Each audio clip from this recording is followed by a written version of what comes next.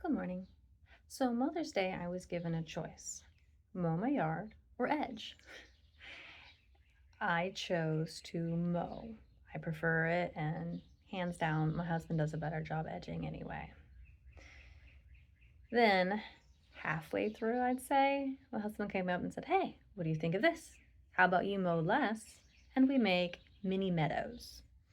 So I have two new micro meadows in my yard, and I'm super excited. Here they are. And this one. So, you are a family of gamers when you have a perfect Triforce in your garden. And then this one is kind of a diamond or a kite shape.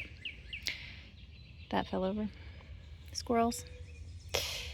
So, after I edged them out, well, he staked them, then I edged them, or cut along them, whatever you want to call it.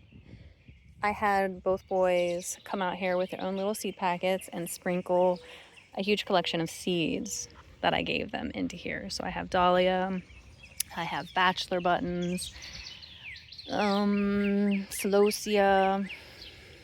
I'll be putting a lot more perennial natives in here, like oxeye.